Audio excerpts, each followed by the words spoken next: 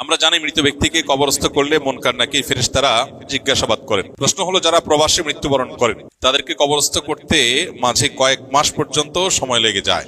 তাদের সওয়াল জবাব কখন এবং কিভাবে নেওয়া হয়? কবরের সওয়াল জবাব এটা অদৃশ্যের বা আলমুল গায়েবের যে বিষয়গুলো আছে তার মধ্যে একটা।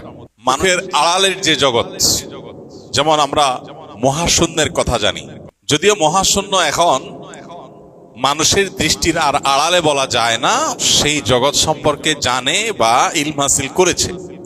যতদিন জানতো না ততদিন পর্যন্ত সেটা মানুষের কাছে কি ছিল?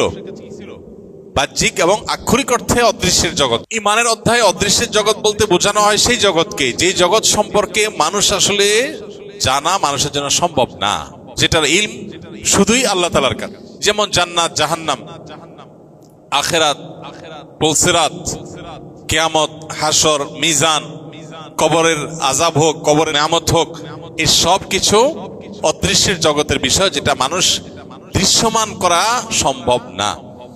এই জগতের বিষয়গুলো এর ধরন কি হবে সেটা একমাত্র আল্লাহ তাআলা ভালো জানেন। ঈমানদার সেটাকে পরিপূর্ণভাবে ন্যস্ত করবে কার উপরে? আল্লাহর উপরে।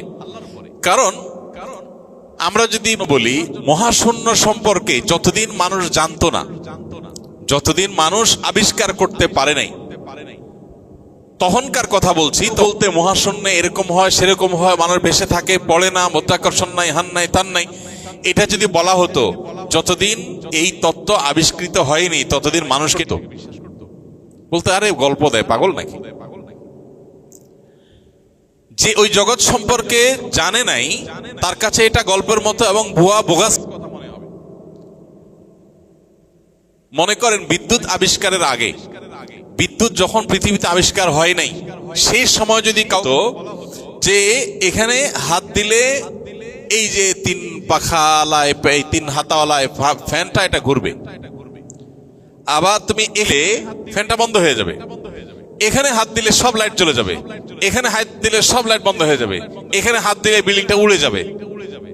এটা বিদ্যুৎ আবিষ্কারের আগে কোনো মানুষকে, তাহলে যে বলতো ওই মানুষ তাকে কি বলতো? বলতো বড় ধরনের চাপাবাজ। এরকম চাপাবাজ দুনিয়াতে আসছে, এখানে হাত লাগলে আবার ওইটা ঘুরবে কেমনে, এখানে হাত লাগলে সব আলো কিভাবে জ্বলবে, হাত লাগলে বোমায় বিল্ডিং উড়ে যাবে, এটা কিভাবে সম্ভব? এই টেকনোলজি যতদিন মানুষ না জানছে ততদিন তার কাছে এটা মনে হয়েছে হাস্যকর, তাই না? কোরআনের আয়াত তেলাওয়াত করে ফু দিলে এটা শিফার কাজ দেয়। আল্লাহ বলেছেন ওয়ানুনাজ্জিলু মিনাল কুরআনি মা হুয়া শিফাউল লিন-নাস। এই কোরআনে আল্লাহ যে আয়াত নাজিল করেছেন, এই আয়াত মানুষের জন্য কি শিফা, মানুষের ট্রিটমেন্ট এর মধ্যে নিহিত আছে। ট্রিটমেন্টের একটা প্রটোকল আমরা জানি আর মনে করি এটাই বোধহয় ওহির মতো আর কোনো পথ নাই। ট্রিটমেন্টের আরো বহু পথ আছে। রুকিয়া এটা ট্রিটমেন্টের একটা পথ, আমরা জানি না।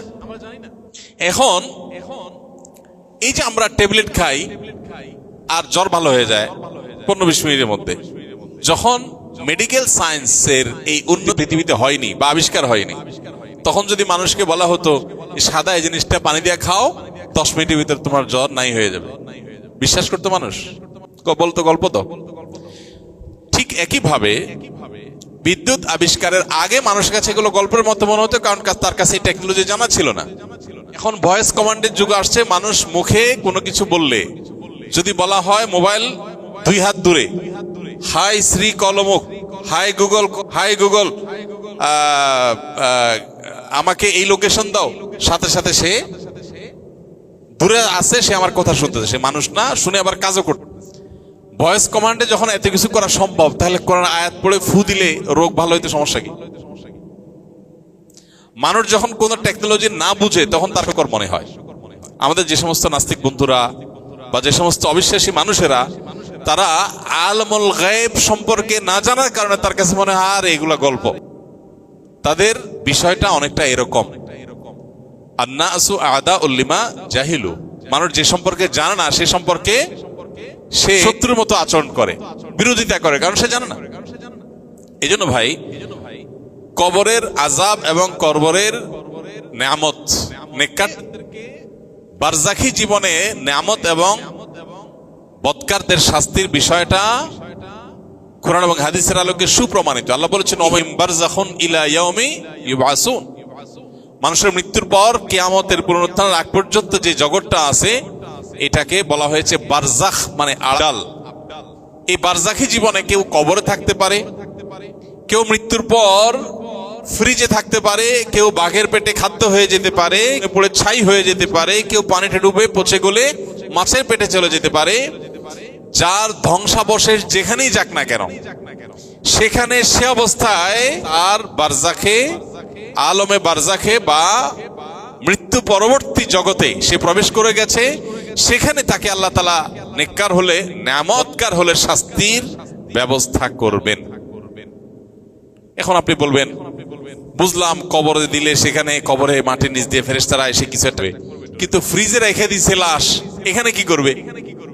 ফ্রিজে রেখে দিছে লাশ, এখানে কি করবে? ওই যে টেকনোলজির ব্যাপার একটু আগে বললাম, আপনার জানা নাই, যার কারণে আপনি বুঝতেছেন না কিভাবে হবে। অদৃশ্যের জগতে ফেরেশতা আসছে, কি করছে না করছে আপনি দেখছেন, লাশ হয়ে আছে, লাশের কি হচ্ছে সেটা আপনি বুঝতে পারছেন না, আযাব হচ্ছে নাকি নেয়ামত হচ্ছে। বিভিন্ন বর্ণার আলোকে বোঝা যায় মানুষ মারা যাওয়ার পর, কবরস্থ করার পর, বা কবরস্থ হোক আর না হোক, যে অবস্থায় থাকুক না কেন, তার লাশ বা ধ্বংসাবশেষ তার এই পরিমাণ বিশেষ রূহ দেওয়া হয় যে সে নেয়ামত ভোগ করতে পারে বা আযাব ভোগ করতে পারে, বাহির থেকে দেখে কেউ বোঝার কোনো ক্ষমতা থাকে না। আলমুল গায়বের এই বিষয়টাতে আল্লাহর উপরে ন্যস্ত করাটাই হলো শ্রেয়। আমরা জানি না, কোরআন হাদিস যতটুকু জানিয়েছে ততটুকু জানি, এর বাইরে জানি না।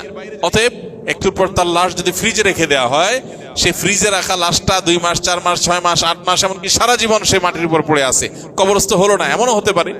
যদি এরকমও হয়, যদি কাউকে বাঘে খেয়ে তার পেটে চলে যায়, বাঘের শরীরের অংশ হয়ে যায়, তারপরও আল্লাহ রাব্বুল আলামিন তার ওই ধ্বংস, সেটার মধ্যে আল্লাহ তাআলা তার মানকার নাকিরের সোয়াল, জান্নাতি হলে নেয়ামতের ব্যবস্থা, জাহান্নামের ব্যবস্থা, সেটা আল্লাহ তাআলা করবেন। কিভাবে? আল কাইফিয়াতু গায়রু মালুম, কি পদ্ধতিতে সেটা আমরা জানি না, সেটা আল্লাহ তাআলা ভালো জানেন। কিন্তু সব টেকনোলজি, আল্লাহর সব কিছু আমরা উদ্ধার করতে পারি না বা পারবো না, এটা সম্ভব না। আল্লামা ইকবাল বলেছেন, জো সমঝ মে আ গই, জো সমঝ মে ও ফির খুদা কিউ কর হুয়া, যাকে আমরা বুঝে ফেলছি সব, সে আবার আল্লাহ হলে কিভাবে?